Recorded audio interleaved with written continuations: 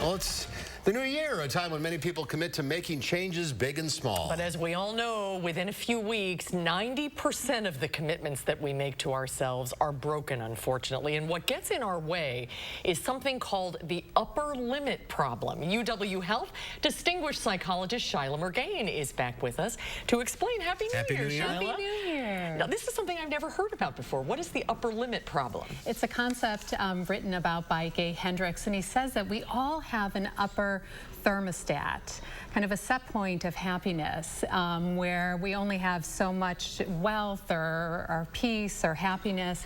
And when we are trying to achieve goals, like in the new year with resolutions, we start to reach that upper limit. And when we reach it, we can unconsciously start to sabotage ourselves. We can act in ways that can actually override our progress. Are we afraid to go over the limit? Yeah, you can think about somebody in debt who's trying to pay off a loan, and all of a sudden they go into a store and spend a lot of money, or somebody who's doing weight loss and they stand next to the buffet table and eat too much. And in a sense, that upper limit is kind of bringing them back down. So they say that the one problem to solve in reaching our goals is the upper limit problem. And I want to talk about a few strategies to do that. Let's break that limit. Okay. The first is to identify some of those core beliefs that get in the way. We often can feel unworthy or undeserving, or sometimes are afraid to outshine others, that we feel disloyal to our family if we make more money than our parents, or we're finally in a relationship and our other friends are single. So the best thing we can do is to affirm our worth and our deservedness. And a friend of mine gave me this card a while ago with a wonderful quote saying about perseverance, saying, believe you can do it, believe you deserve it, believe you will get it.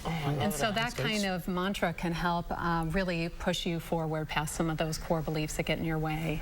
That reminds me of a mantra my mom always says: ask, believe, receive. It's sort of the same thing. Yeah. And I think that the second area is just to work with some of those behaviors to keep taking action. That when we reach the upper limit, we can start to worry, we can pick fights, we can blame others, blame ourselves, or even start to get sick. And so one of the best things we can do is when we notice ourselves doing that, to take a break, get back into a place of peace, start to feel good, and then just take another step, take another step, take another step. With that, we tend to up-level or bring ourselves up past that upper limit and can really achieve those big dreams we're wanting to go for. If you hit that upper limit, is a new one then established? I think there is, yeah.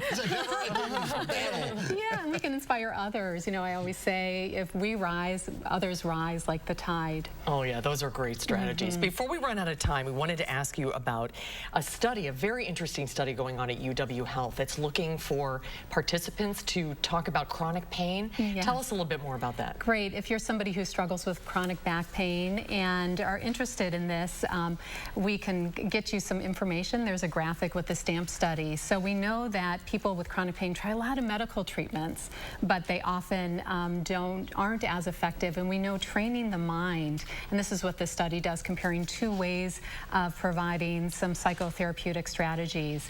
If you have chronic back pain on opioids, you can call 608-212-6902, or there's the email address to contact, and we'd love to have participants. And it's free. It's a great opportunity. Free opportunity that can help. All right, Shyla. Well, thank you. Thank you, Shyla. Reaching those upper limits. Yes, Happy New Year. Well,